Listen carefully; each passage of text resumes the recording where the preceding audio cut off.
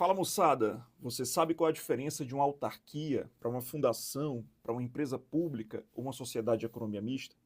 Em menos de 5 minutos, você vai dominar exatamente essa estrutura da administração pública e o tema que mais cai na OAB, os assuntos que mais caem na OAB quanto à administração direta e indireta.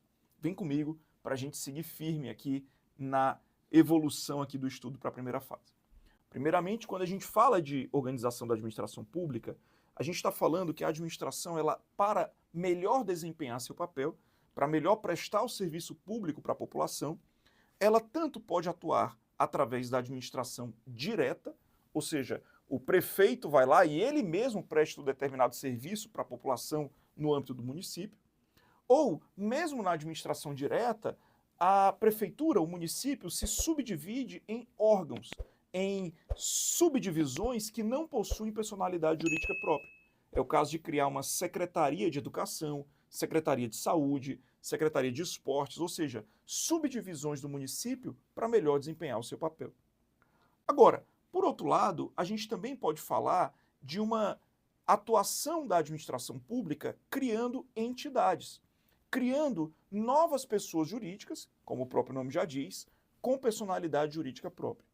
E é exatamente aqui que a FGV vai cobrar esse assunto na sua primeira fase. A FGV quer que você identifique que entidades são essas e, principalmente, qual é a natureza jurídica de cada uma delas. Afinal de contas, quando o poder público cria uma entidade, ele pode escolher se vai criar uma pessoa jurídica de direito público ou uma pessoa jurídica de direito privado. Então, por exemplo, o poder público pode criar uma autarquia. O que é uma autarquia? É uma pessoa jurídica de direito público. Repete comigo. A autarquia é pessoa jurídica de direito público. A autarquia é pessoa jurídica de direito público.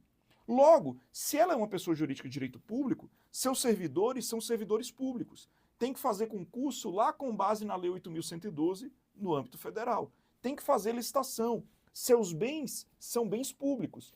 Essa é a ideia da autarquia e eu posso trazer como exemplo o INSS, por exemplo. Por outro lado, o Estado também pode criar empresas públicas ou sociedades de economia mista. E qual é o grande detalhe? É que as empresas públicas e sociedades de economia mista, apesar de serem criadas com dinheiro público, elas são pessoas jurídicas de direito privado. Diz a Constituição que o Estado escolhe descer do pedestal da administração pública, descer desse degrau da força do direito público sobre o privado e fazer contratos com os demais particulares como se fosse uma pessoa jurídica de direito privado, de igual para igual. É a ideia da empresa pública e da sociedade de economia mista, que, apesar de serem criadas com dinheiro público, são criadas com autorização legislativa como pessoas jurídicas de direito privado. É o exemplo da Caixa Econômica Federal, que é uma empresa pública federal, é o exemplo do Banco do Brasil, que é uma sociedade de economia mista federal, e por aí vai. Ora, agora, quando eu olho para uma empresa pública ou uma sociedade de economia mista, quem trabalha lá, então tem um vínculo privado com a administração?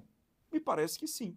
Então eles não são regidos no âmbito federal pela Lei 8.112, eles são regidos pela CLT, pela Consolidação das Leis Trabalhistas. Agora, não é porque eles são regidos pela CLT que qualquer Zé Mané pode ser contratado para trabalhar na Caixa Econômica Federal, no Banco do Brasil. Nós, a população, nós exigimos que eles façam concurso público. Então, apesar de ser regido pela CLT, ele faz concurso público.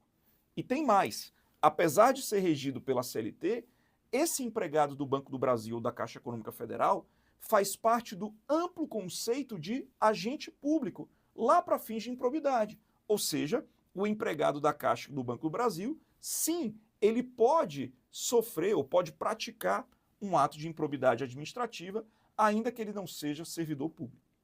E aí, para finalizar, o servidor público, que é titular de um cargo público, ele trabalha nas pessoas jurídicas de direito público.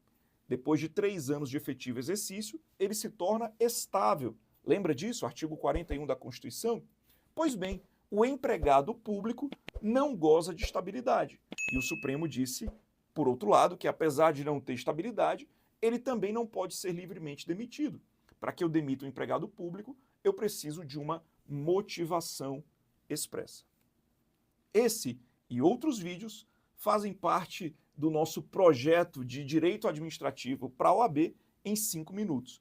Uma série de 12 vídeos com todo o conteúdo e as principais apostas que eu tenho em Direito Administrativo para a primeira fase da OAB. Você conseguiu entender a diferença de administração direta e indireta? Esse tema cai muito na OAB, então eu quero que você revise com calma, aprofunde e, claro, curte, compartilha, manda para os seus amigos se esse vídeo fez sentido para você.